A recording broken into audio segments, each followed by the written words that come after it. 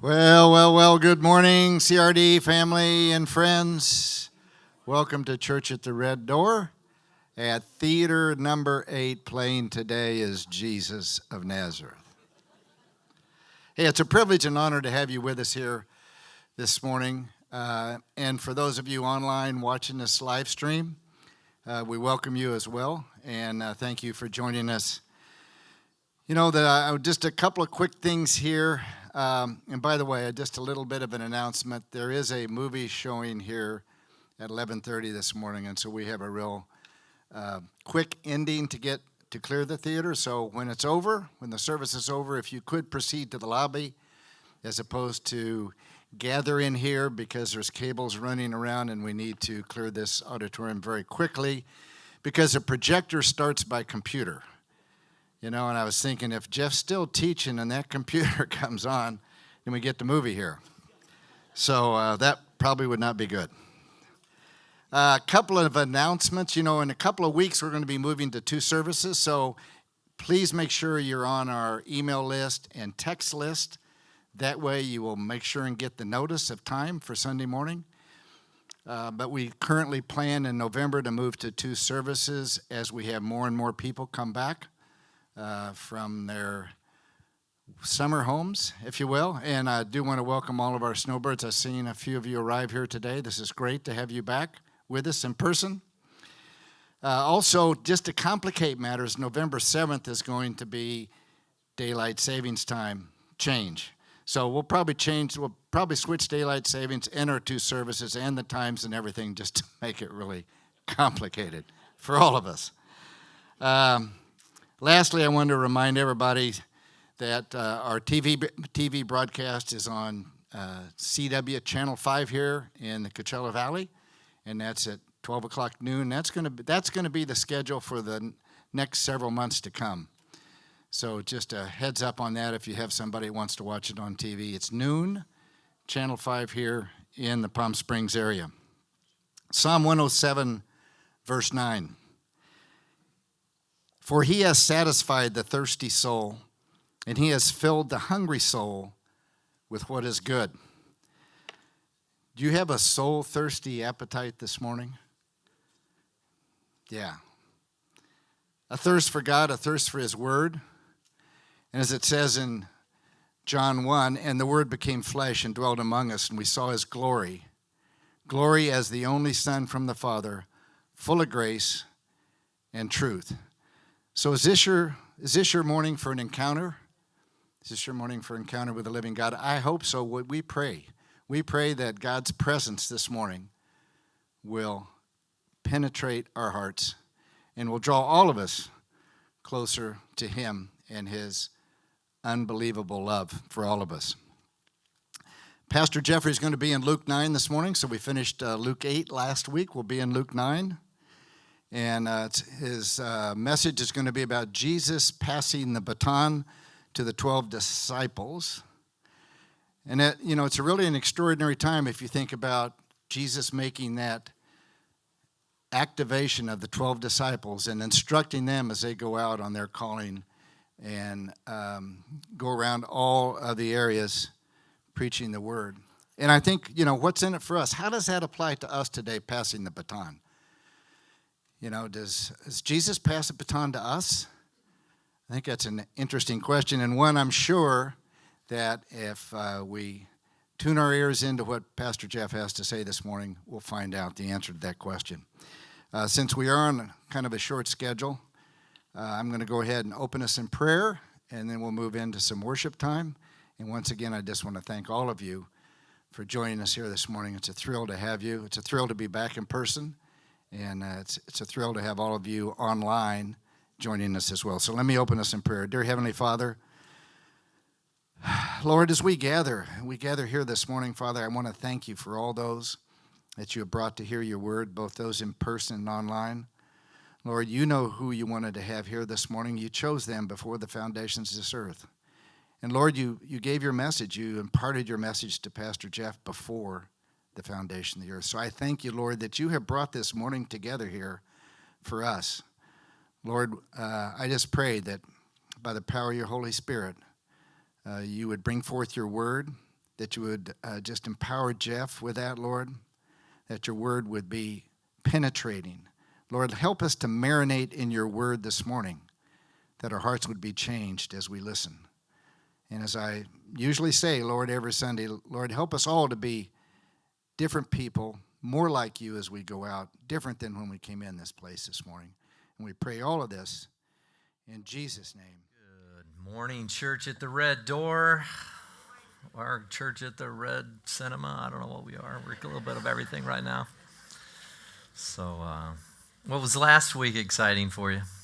I heard a lot of great feedback. And exciting to kind of be back in a place where you're like, well, there's a little bit of light at the end of this tunnel. But that's happening in a corporate place. There are many of you that are suffering, and I've got to tell you, we got some devastating news over the last few weeks for some of you struggling. I just want you to know, most of you have a storm. I've been talking about that a little bit, right? I've just kind of resigned myself that Jesus said in this life you will have tribulation, and there's going to be struggle, there's going to be trial, there's going to be persecution because of what we're going to talk about a little bit more this morning with the gospel, as we'll see Jesus sending out the 12. But can you be in a place of joy and steadfastness and just a deep inner calm in the midst of whatever it is you're going through? And that's the question. And if you can, then this gospel is working. And for lack of better terms, just working. It's efficacious. It's something that's having a profound influence on your life. And that's, again, what we're called to do. So let me open in prayer, and I have a fairly short amount of time. We need to be out here by 11 o'clock. So our hope is that we can get this, or a little bit earlier than that, actually, that we can get this finished, but also we're in a stage right now, right? This is to go between where we are and where we are headed. So let me pray. Lord Jesus, thank you for this morning. Father, I just pray for those who are suffering this morning, whether they be right here in our midst or online or even listening a week or a month or even a year later. And somehow they came across this, Lord. Your word is timeless. Your attention to detail is timeless. Lord, I pray that you would just minister to us through your word today. Empower us through your word. Change us, transform us through your word. Make us different kinds of people than when we walked in here this morning. In Jesus' name, amen. Amen. Well, as many of you know, we've been going through the Gospel of Luke for some time, and I've just got to tell you, we talked about this, it's almost been a year ago probably. We talked about what is the gospel. Now, 1 Corinthians 15 is very clear. This is the gospel by which you are saved. Christ died according to the Scriptures. He was buried, and he was raised on the third day, what? According to the Scriptures.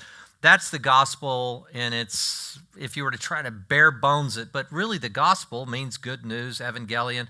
It's just the telling of the story of the fullness of Jesus, of which the epicenter is his death, his burial, and his resurrection. But really, it's just the entirety of the gospel. This is all good news. I don't know if you've been picking that up over the last few weeks, but it's incredible news that there is an unseen realm which begins to fill in the blanks of why there's so much chaos and anarchy and evil in the world. That helps me in my comprehension, my understanding.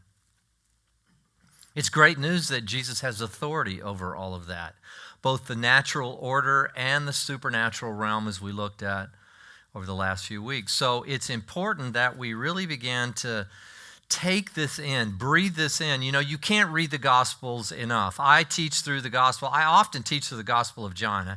I love to start with the Gospel of John, especially when there's somebody that maybe hasn't been around the Bible very much, or they kind of have a little bit, they're interested in Jesus. The Gospel of John is both challenging and it's also powerful. And I love and every time I teach through it, some new ray of light penetrates this thick skull of mine, and I'm transformed. And I believe it's the same way here with the Gospel of Luke. As we look at this, the good news of the story, the teachings, the very life of Jesus, it's powerful. And that is in its fullness the gospel. G.K. Chesterton said something quite fascinating. He said, the Christian ideal has not been tried and found wanting. It has been found difficult and left untried. The Christian ideal. Most people say, well, I tried that. I meet this all the time. In fact, I remember a specific case a number of years back. He since died and actually spoke at his, well, it wasn't really a memorial. It was more of a roast at a country club because there wasn't really that much to memorialize. He had a pretty rough life at his own admission, but I had approached him a number of times, and he said, I tried that, and that didn't work for me at all, that whole Christianity business. I wonder if he really tried the fullness of the gospel, or if he maybe just took a bite and just, that was boring for him, something. The gospel lived out in its fullness is, as we're going to close this morning, I'm going to show you specifically joy. Being filled with the Spirit, it's the most powerful way to live. It's the most impactful because in the end, we all know, is this a momentary thrill that I'm going through? Is this a momentary thing that's going to be gone?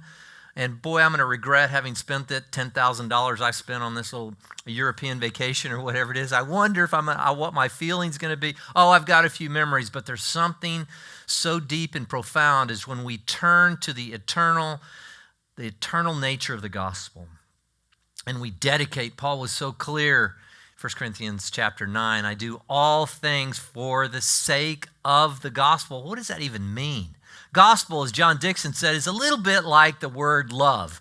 It's very powerful, but it can be used in ways that are almost innocuous. We don't even know what they mean anymore. They lose their real core.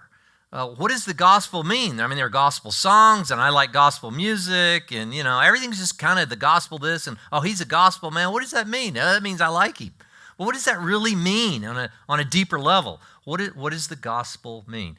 Well, part of the gospel is going. Gospel in its very core is a 3-stage process. In looking at the life of Jesus, it is first believing into him, to be born again, to receive the Spirit, to be baptized. That's your launch into the kingdom of God, the family of God. Then there's discipleship. A lot of people get lost in this stage. They're never really discipled. They never really learn the word. They don't know how to walk in the unseen realm. They don't really know what it means. They're hoping one day they'll go to heaven and not go to hell, but they're never really fully engaged. But when they're discipled, and this is where we pick up Luke chapter 9, then they are sent. And even in the sending, this is the crazy part, even in the sending is the learning. You don't just learn it all. You go to seminary or this or that. And are we all evangelists? Are we all supposed to? Is this going to be one of those messages that pound on me that I need to go out and knock on doors and talk about the 4 spiritual laws or whatever that might be? No, it's not at all. There's clearly an evangelistic gifting that's unique. Someone who can unpack and remember all the addresses of all the scriptures that give some kind of systematic view of what it means to come into a relationship with Jesus. But we can all give, again, as John Dixon points out in his beautiful book, talking about the mission, is gospel bites.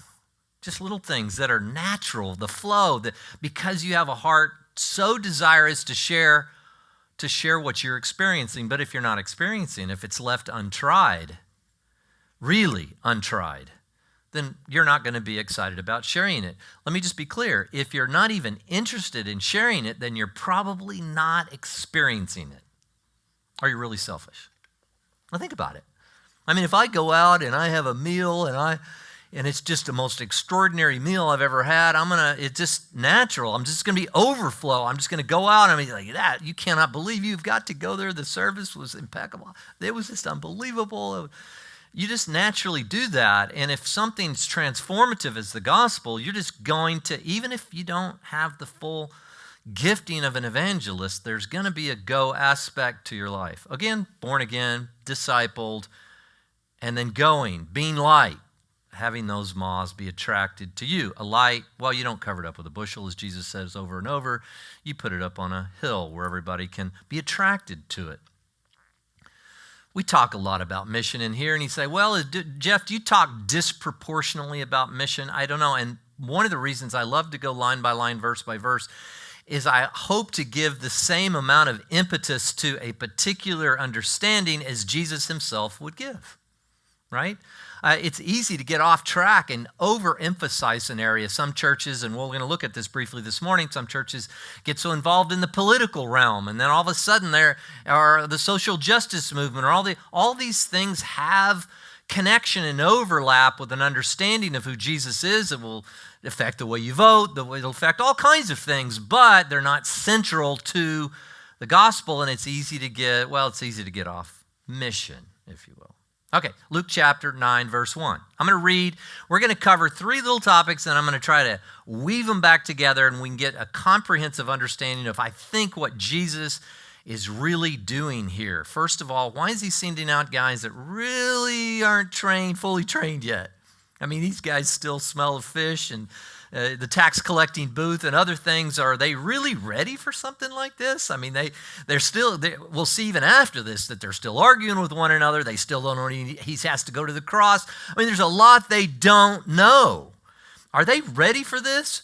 Let me ask you a question. Have you ever really said, well, I'm just not quite ready to share my faith. I'm just not quite ready for that.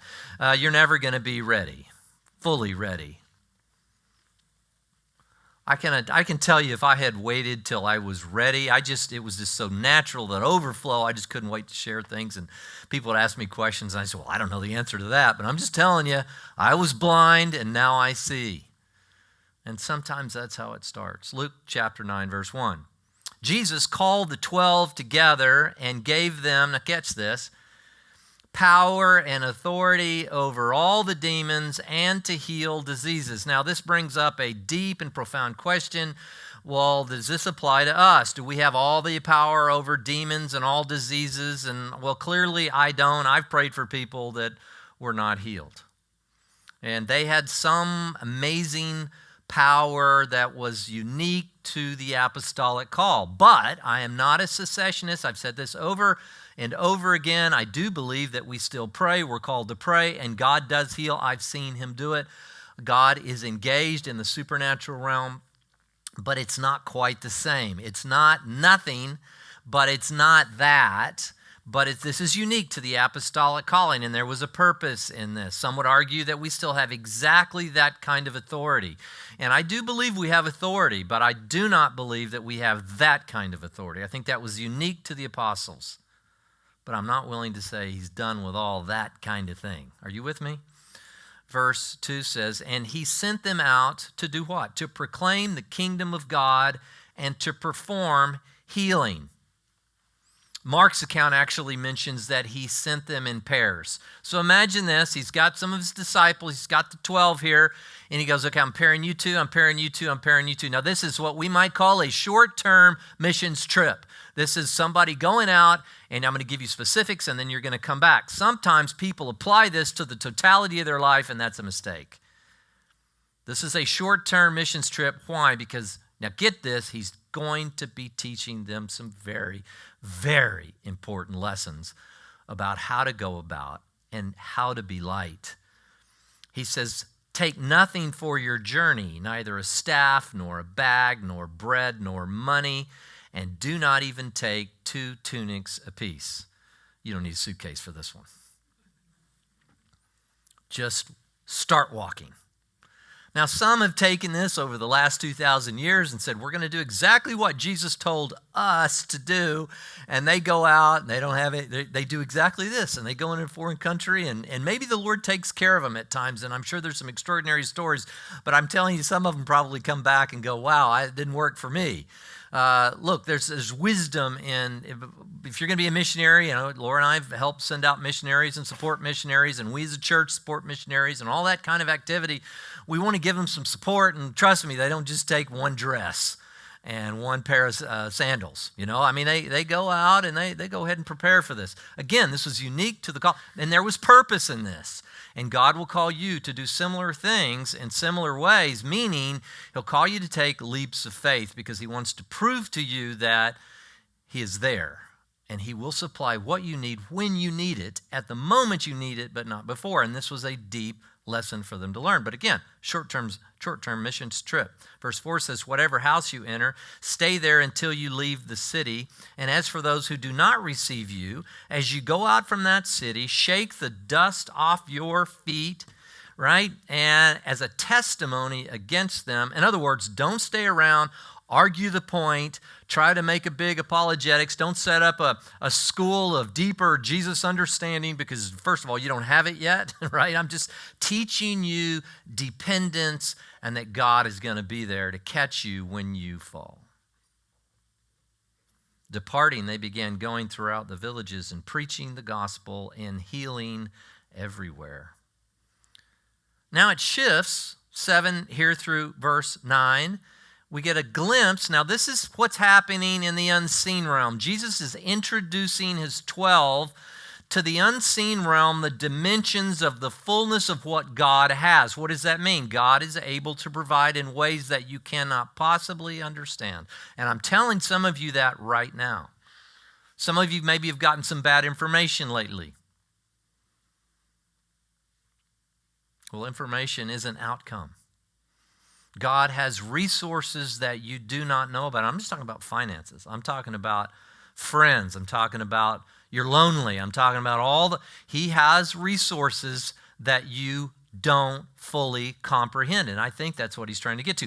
So we're seeing he's introducing them to the unseen realm of provision in all its forms. And now it's like we get we're in a movie here and we get a flash forward and we're in another scene, and now we're in the seen realm. What's happening in the seen realm? Anxiety, they're perplexed. This is Herod the Tetrarch. Now remember, Herod the Great, who was just prior to the time of the birth of Jesus, and their overlap, we see he died before Jesus really, right in the beginning, right? 4 BC.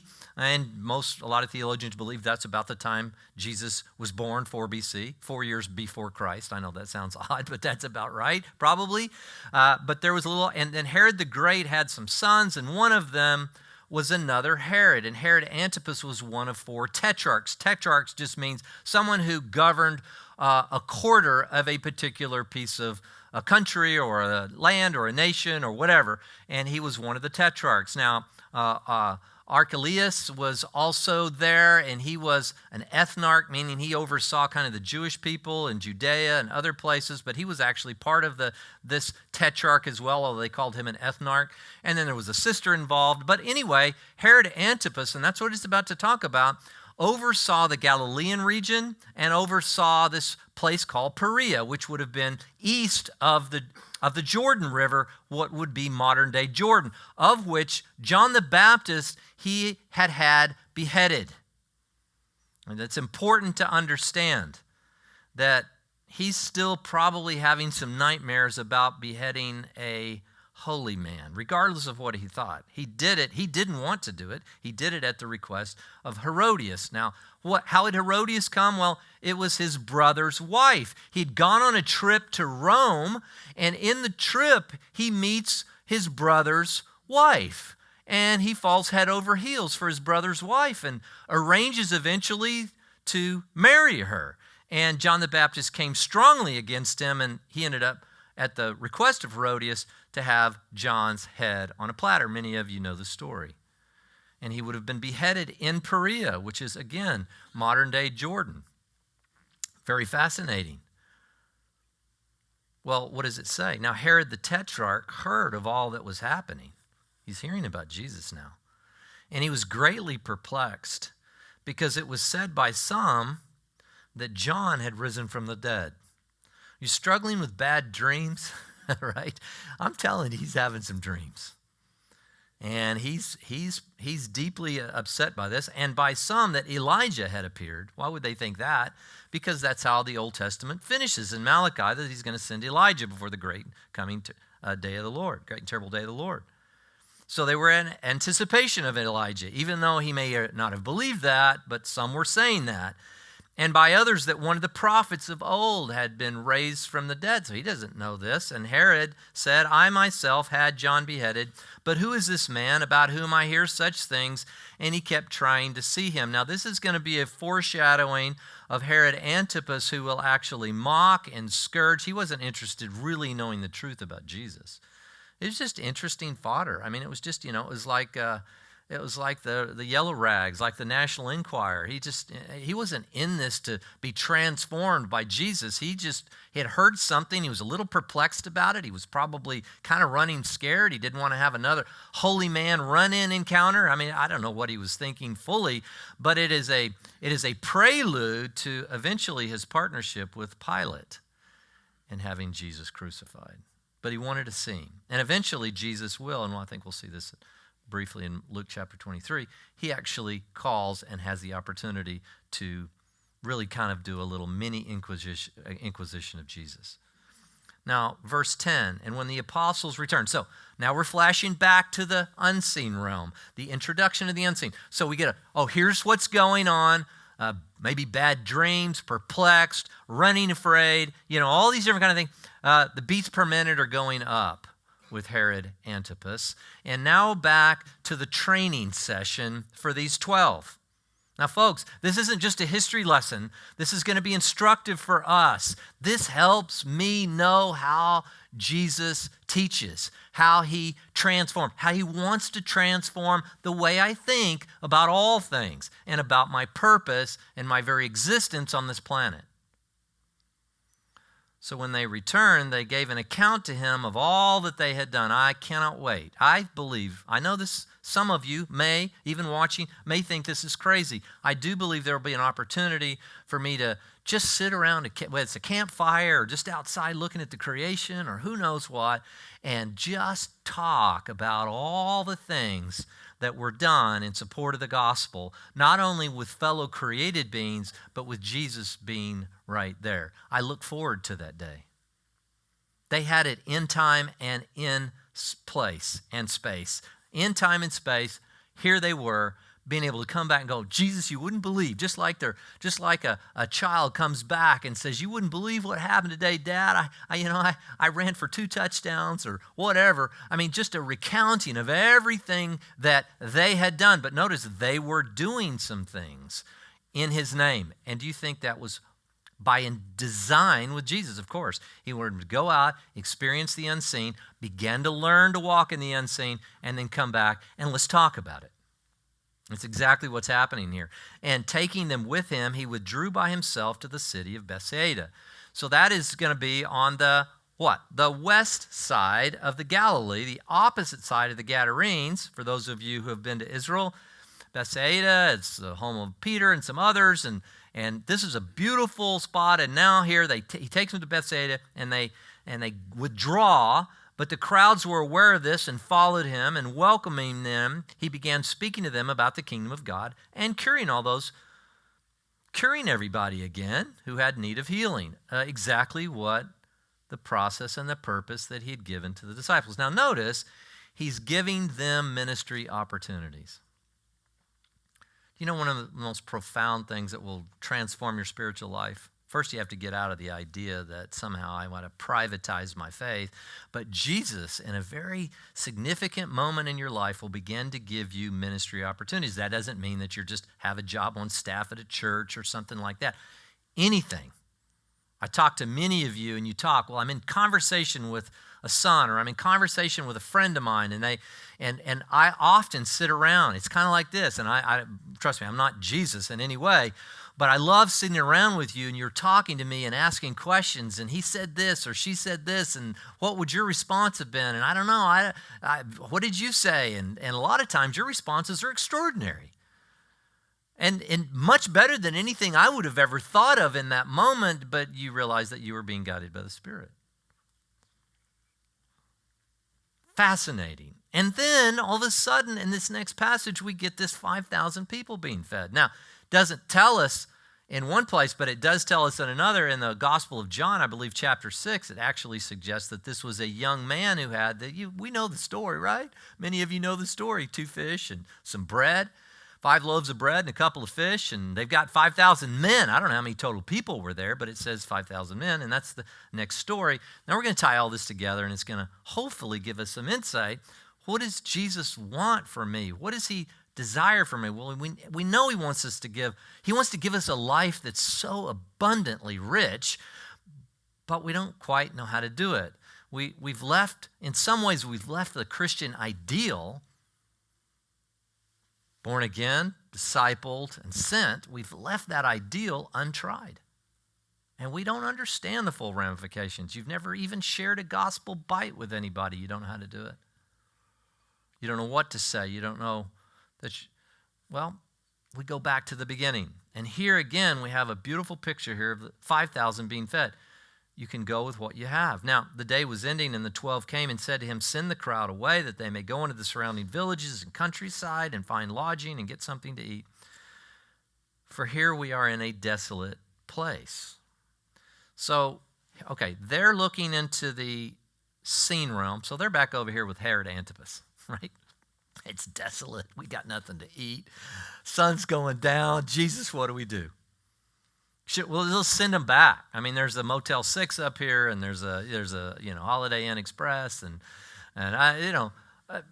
Lord, what do we do? Look at all these people. It's getting dark. They're hungry. I mean, what are we going to do? And they're in the seen realm, and Jesus is like, I'm going to show you something powerful. And what does he tell them to do? Well, he says, well, give them something to eat. You give them something to eat. It's like we got nothing. We got 2 fish and 5 loaves for, well, come on, Jesus. We have no more than 5 loaves and 2 fish, and unless perhaps we go and buy food for all these people. And for there were about 5,000 men. And he said to the disciples, have them do what? Sit down, eat in groups of about 50 each. 50? Groups of 50? We give them 1 piece of bread per 50. So they did that, and they had them all sit down, and he took the 5 loaves and 2 fish, and looking up to heaven. Now notice, here, that's important. Get your eyes off of what you see. I'm going to have you shift and set your eyes upwards, okay? Now remember, heaven is not just up. Heaven is another dimension. We talk about that all the time in here. Don't talk to me about, well, we went out in the spaceship and we've sent a rover all the way to Mars and we haven't found heaven yet. Heaven is a dimension by which you what? It's almost like you unzip something. I talk to you about this all the time. Unzip something, you open it up, and you step into another dimension, but you're right here. It's not way off somewhere. It's right here, and that's what Jesus meant. The kingdom of God is already among you. It's among you. You can enter into it. It's a dimension of understanding, comprehension, and more real than what you can see, and that's what he's trying to convince them of. Well, they did it. And he had them all sit down. They took the 5 loaves, and looking up to heaven, he blessed them and broke them and kept giving them to the disciples to set before the people. And they all ate and were satisfied, and the broken pieces which they had left over were picked up, 12 baskets full. Why do you think that was? Now, we don't know this for sure because there's no commentary by the Bible itself, but I guarantee that this car will run for at least another 10,000 miles, sir. No. I guarantee those 12 basketfuls, they picked them up. Why did the Bible even allude to it? It was like, look, you had nothing. You gave out what you had, and now you are more. Each one of you are more than supplied. You started with nothing in your mind, and now you got a basketful by doing what? Taking what you had and applying it. These kinds of sermons have been preached for millennia, 2 millennia now, about the feeding of the 5,000, and there'll be another case here of the feeding of the 4,000, and that is usually the primary picture. But I also want you to get the undercurrent here. Jesus is trying to say, get your eyes off of what you're seeing. I know what you're seeing is overwhelming, but when you look at what's seen, your beats per minute go up. You realize that you're being tossed around in a storm. There's a loss of sleep. There's anxiety. There's angst. There's everything that you can imagine. And I'm wanting to give you life in the midst of the storm, not just remove you from every storm. Very important to see. Again, I want to go quickly to Matthew chapter 10 because we get some very interesting insight into some other commentary that Jesus had and teaching around this incident. It's very important that we see it. Matthew chapter 10, verse 5. Number 1, and I want you to see, these are the things that apply to us. This is what we can glean from this story. This is not just about apostolic calling, and they had a unique calling. Now we don't really have the fullness of that because I don't know anybody that can heal everybody. And the gospel, it's just we're in a different stage of the advancement of the gospel. Please understand. But there are some things we can glean. Number 1, go exactly where Jesus tells you to go and engage specifically the people or the sheep that Jesus calls you to engage. We're not all called to go to the same place, to the same people. The gospel goes out to everybody, but I cannot reach everybody. I'm not particularly good with teenagers. I try. I've spoken, in front of them, and I can come up with one or two jokes, and then I find out later they're dad jokes. They're bad. And I try other things, and I can take the gospel, and somehow I can come up with something, and maybe be. But there's specificity to my call, to the call at the Church at the Red Door. There's specificity to it. And as we grow, we will encompass more than just that, a singular vision, but we're called to a particular time and a particular place. Even Jesus said that. Matthew 10, verse 5 through 6. These 12 Jesus sent out after instructing them. Now catch this. Do not go in the way of the Gentiles. Why? Because I don't love non-Jews. Of course not. It's not the time. It's not the season. It's not the calling that you have right now. Timing is everything in your life. Have you ever noticed that? Boy, if I'd have just known her, 2 months ago, my whole life would have been different. Oh, if I would have just known what I know now when I was 20. Anybody ever said that? My God, have I said that so many times. Timing is everything. And Jesus wants to give specificity to your timing and where you go. He said, don't go to the Gentiles. Don't enter any city of the Samaritans. That's what we modern day West Bank. That was a mixed between Jews and non-Jews, and they had intermarried, and these were called the Samaritans, and they were hated by the pure Jews that they viewed themselves as holier, the Sadducees and the other sects of Judaism. He says, but rather go to the lost sheep of the house of Israel. So I'm sending you to specific sheep, specifically. Secondly, I need you to be both incredibly shrewd and equally as innocent. Matthew chapter 10, verse 16, behold, again, all of this is in the context of his first sending of the 12. We just get a little bit more information in Matthew 10. He says this, behold, I send you out as sheep in the midst of wolves. You do understand that there are some forces out there that do not like you, even sharing a gospel tidbit. Nothing. We don't want it. We don't want your church. We don't want you. We don't want your message.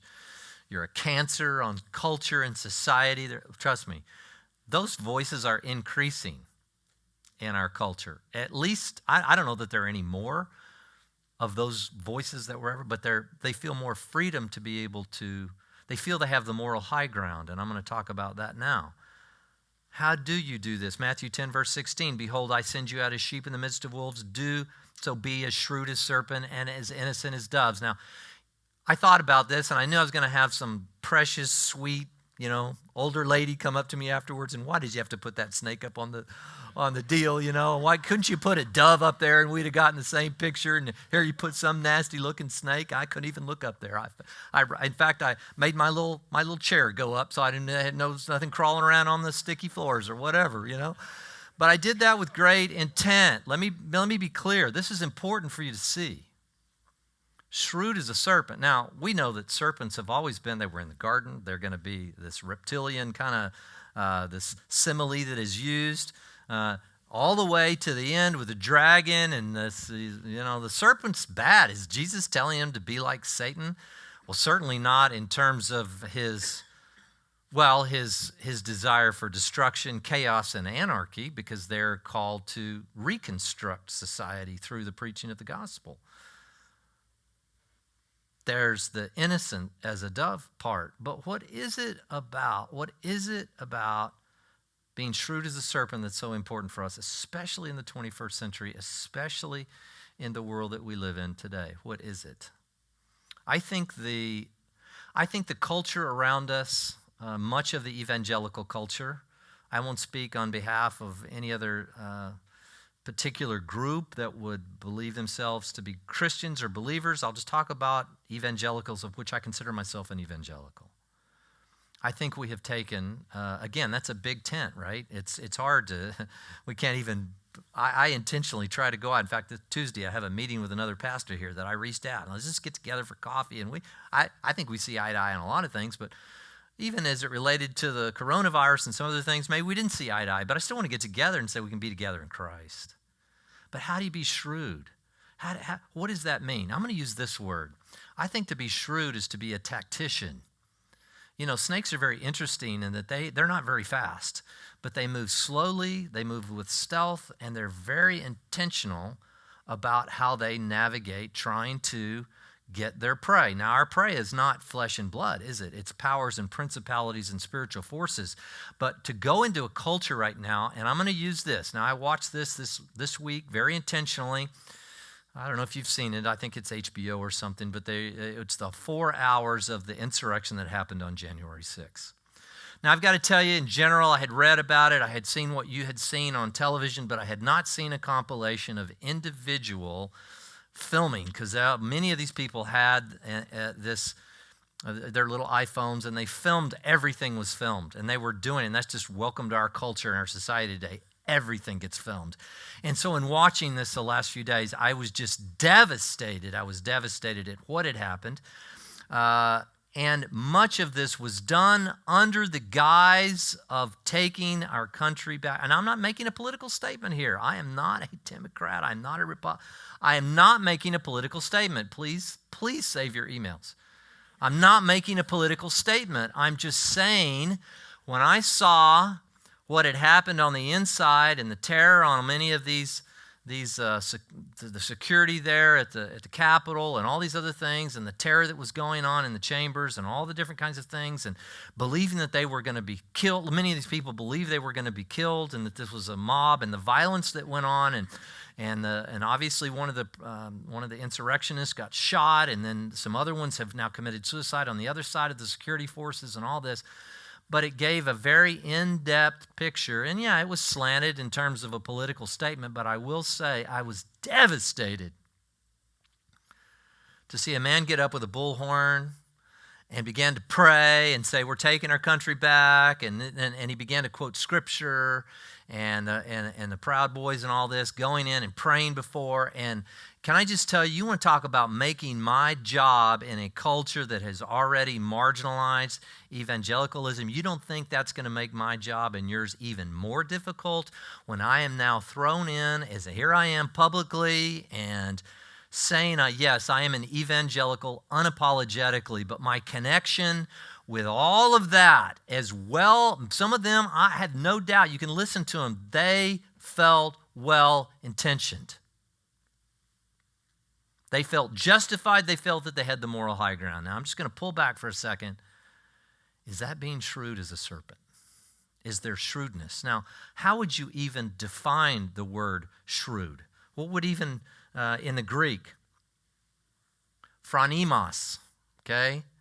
And listen, it means to be discreet. It means to use practical wisdom, acumen, to be prudent, to be wise. Is that wise? To partner with people you have absolutely no idea about, that are wearing horns and animal skins and going up and smoking pot once they get up to the rotunda and filming it and cursing and trying to, I'm sure there were some people there that felt that they really were doing God's business. But can I tell you, that has happened for 2,000 years. It happened at the Inquisitions. They felt they were doing God's work and would surround a synagogue and then burn it to the ground, doing God's work. Please, this is not being shrewd as a serpent. Paul was an expert at being shrewd. Acts chapter 23, he pits the Pharisees and the Sadducees against one another because they're about to come after him. He's shrewd. In Acts chapter 17, he goes to the Areopagus, but before he does, he says he begins to talk to them about their poets and about their gods. On one hand, he says, if you have received circumcision, then Christ is of no value to you. You've made it irrelevant. And then he turns around with Timothy on one of their missionary journeys and has him circumcised. He then goes into Jerusalem, and as a Pharisee, he has his head shaved and takes a vow. I mean, what's going on here? Is he duplicitous? He's being wise. He goes on to say, I do all things for the sake of the gospel. I become all things to all men, that by all means. He said, if I'm with He says, you say, well, this is a chameleon. This is a changing. We got to stand for what we believe. If your top priority is the gospel, you will be very different than if you begin to merge with different desires and different passions, whether they be political or otherwise. I want to be noted for one thing. If you want to persecute me, please do it on the basis of Jesus and Him crucified and my announcement that the kingdom of God is available by grace through faith and not of works. Please see me as that person. But don't see me, I don't want to be stereotyped. I avoid every possible thing that would stereotype me and maybe even make me a stumbling stone for somebody trying to enter the kingdom. There's much more I can say here. If you were taking notes, go to 1 Corinthians chapter 10, verse 24. And 31 and 33, he just is imploring the Corinthians, don't give offense in anything, to Jews, to Gentiles, even to the church. That was offensive what happened there, and I am happy to say that publicly. I don't care how well-intentioned some of those people may have been in their minds. It was a calamity. And it's going to make my job and yours much more difficult over the coming years. And so just on behalf of whatever audience I might have, I weep for what happened on January 6th. It wasn't shrewd, and it certainly wasn't innocent. I need a joke. Let's see. Okay, all right, you ready? Don't panic. The Spirit's going to give you the right words. Matthew 10, but when they hand you over, don't worry about what you're going to say. It'll be given to you in the hour that you say it. For it's not you who speak. It's the Spirit of your Father who speaks in you. You got a little tidbit. So you have a little dinner conversation. You're walking your dog, and you come across somebody, and they say something, and the Spirit puts something on your heart, and you just share a tidbit. Like it could be as simple as, I went to church the other day. That's making a massive statement, by the way. You maybe couldn't take him to Romans 10, 9, and 10 and be able to outline all the process. I'll help you with that. There are many other people who will help you with that. There's a lot of people in here that can do that. But I'm just telling you, you're making a statement. You're being a light. You're saying, this is a little light post. I went to church. And maybe they go back to sleep. And the next, a week later, what church is it that you go to? Can I go with you? I mean, this happens over and over. Don't make it too complicated. You're not going to be the most popular person on your block, by the way. Matthew 10, verse 22 says, you're going to be hated by all because of my name, but it is the one who has endured to the end that will be saved. I want to be hated for the right thing. There's one thing. Keep it simple. Jesus Christ, the story of His invading humanity, reconciling humanity to the one God. Monotheism is the core of everything that we talk about. Remember Psalm 96? The gods, little g, gods of the peoples are nothing but idols. That's part of the good news. There aren't 100,000 gods to appease. They're not the God of the moss or the trees or the lake or the toads. There's one God, and He created you, and you were created in His image. That is extraordinary news. And sometimes, and we're going to wind down here, sometimes you just have to move on. Matthew chapter 10, verse 14. Again, there was specificity to this one little mission because He wanted them to get through these cities. But I will tell you, there's something that applies to us. Sometimes the Spirit will lead you to move on. That doesn't mean you don't love the person. It doesn't mean, but He says, whoever does not receive you nor heed your words, as you go into that house or that city, shake the dust off your feet. We're going to see that in closing this morning. Paul applies that, although he was not part of that original little missions trip of the original 12. He wouldn't come into the kingdom till quite a bit later. Those are some things that we need to draw from this sending of the 12. No, I'm not an apostle. There's a movement now. I do not support it at all. A new apostolic reformation, God's appointing new apostles and all this. There were 12. They had this kind of authority. It was unique, and it was for the purpose of launching the message, and it did, and now it's all around the world. I have much of this authority still here, and I do encounter, as I've told you, I've encountered the demonic. I've encountered that. There is authority in that, but there was something unique to those 12. I won't describe that at all. That would take weeks to describe the differentiation, but there's still power there. Now, real quickly, I want to go back to Herod, and then we're going to close with why the feeding of 5,000. I'm going to give you an additional thought. Herod, again, a man possessed by the spirit of the world, right? Now he's anxious. So let's flash forward. Okay, so now we're getting this unpacked now. Oh wow, the unseen realm, and there's provision. And did you see those fish? We just had a few of them. Everybody got fed, and then there were 12 bass. I can't imagine what that experience must have been like, and where did that come from? And I hope they began to make the connection. Jesus was going zzz, just peer in to the provision that's available to you. Now, Herod Antipas didn't have it.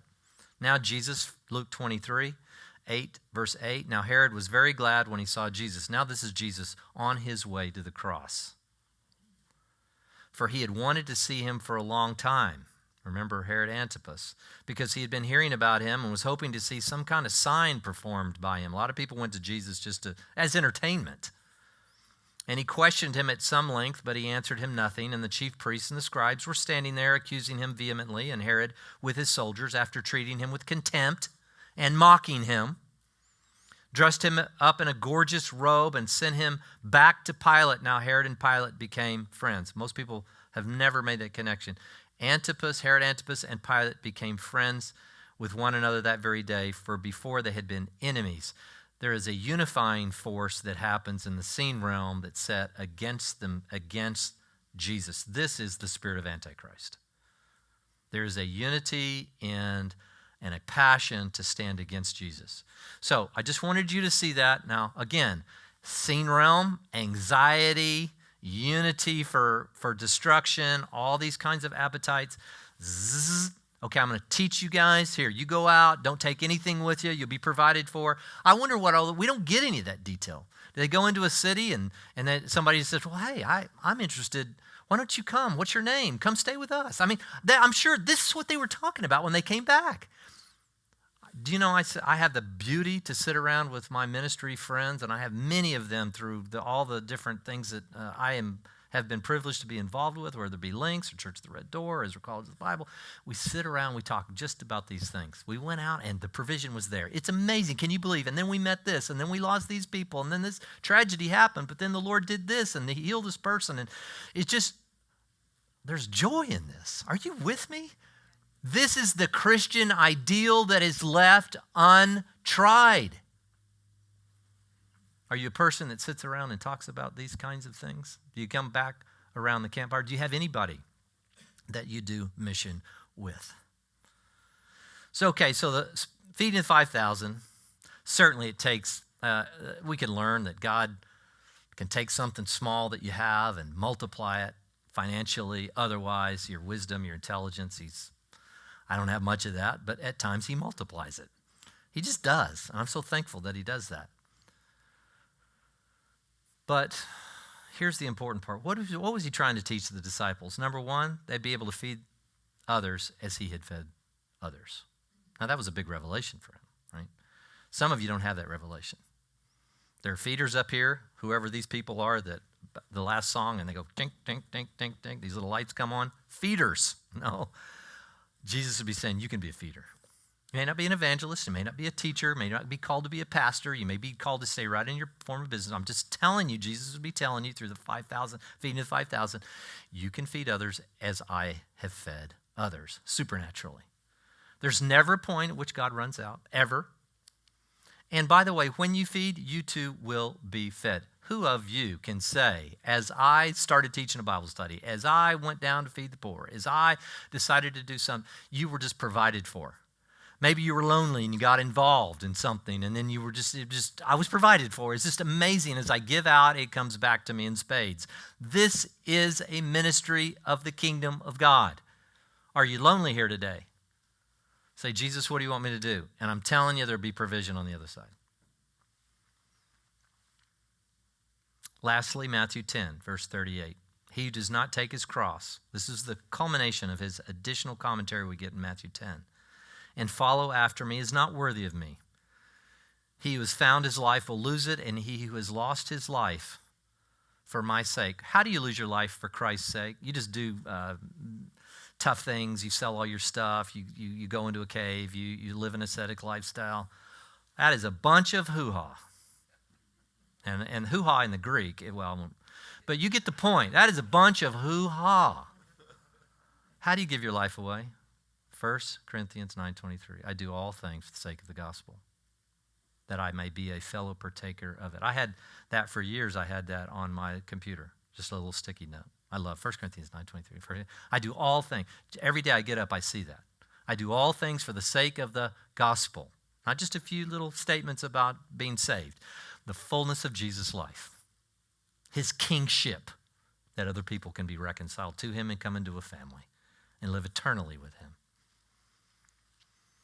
He who receives you receives me. And he who receives me receives him who sent me. He who receives a prophet in the name of a prophet, this is unbelievable. Some of those people along the way that said, why don't you come stay with me? And they stayed in that house. Guess what? He who receives a prophet in the name of a prophet shall receive a prophet's reward. Some of those people that just invited them in to stay at their house got the same reward that the disciples got having gone out on a short-term mission trip. Is that not wild? He who receives a righteous man in the name of a righteous man shall receive a righteous man's reward. Just receiving. Whoever in the name of a disciple gives to one of these little ones even a cup of cold water to drink, truly I say to you, he's not going to lose his reward. Last thing, Acts 13, this is important to see, because I started with the real Christian ideal leads to joy and a filling with the Spirit. Paul will now, along his missionary journeys, and he had multiple missionary journeys, he began to see the effect. He gleaned some of these things of the original 12s of short-term mission trip, and what did he do? Notice, verse 51, Acts 13. So, and by the way, this is in the context of the Pisidian Antioch and what had happened there, and they thrown outside the city, and they had come into some conflict with the Jewish leadership. And he says, and they shook off the dust of their feet in protest against them and went to Iconium. So he's kind of saying, hey, he'd heard what Jesus had done on the short-term missions trip. He knew they were on a missions trip, so he said, I'm not going to spend all day here. We've got places to go and people to see. And so they, in a symbolic way, shook off the dust off their feet, just like the original 12 They head to Iconium, and guess what happens? What accompanies that? Well, the disciples were continually filled with joy and filled with the Spirit. So I'm asking you a question this morning. Do you lack joy today? Can I just tell you, I don't care what you're struggling with. Sometimes we get in a dire situation and we put laser focus, and all of a sudden our problem becomes the primary. And for some of you that may be a political cause. For some of you that may be a health issue. For some of that may be a relational issue. And you get so lasered in on this that all your resources are going into that, and I know how hard that is to avoid that. Can I tell you, you'll keep your joy if in the midst of your trouble, somehow you can, it's a retrenchment here, and you sit back and you go, everything for the gospel. My sickness, I can advance the gospel through my sickness. There are nurses I'm going to meet. There are doctors I'm going to meet. There are people who are going to send me emails that don't know Jesus, and I'm going to respond in ways that are going to glorify Jesus in the gospel. Everything, when the main thing is the main thing for a follower of Jesus, you're going to have joy. You're going to be filled with Spirit. And those moments of depression, let me tell you, and I do understand the depths of it, and they'll become shorter. They'll become less powerful. All things for the sake of the gospel. Father, I thank you. I thank you for this morning. Father, I thank you. I know there's some precious friends, maybe online or here, or that are suffering with something. They just trying to put all their energy into it. Their mind doesn't stop. The wheels don't stop working because they've got to, Lord, that they would pull back for a second and say, I do all things for the sake of the gospel. And in having that as a priority, and then trusting you with the outcome of whatever they're suffering from or with, depression, disease, relational strife, finances, Lord, that we can put that back in your court and we hand it to you. Just tell the Lord, I've been trying to do this. I can't do anything. You're the sovereign. You're the king of the universe. You're the king of everything. I just want to touch the hem of your garment. Lord, I give you back my problem, and I re-laser focus, not on all the voices and all the stuff that's going on. Lord, I want to be known as a person, as a gospel person, a person that lives for the life of Christ. We ask these things in Jesus' name. Amen. Have a great week. Again, I know we're a little bit pressed here. In another couple of weeks, we'll announce all that. As Randy said, we'll be 2 services. We'll move a little bit out of the main way, and we won't have to kind of rush as we are. But hey, this is better than nothing, isn't it? Better than Zoom.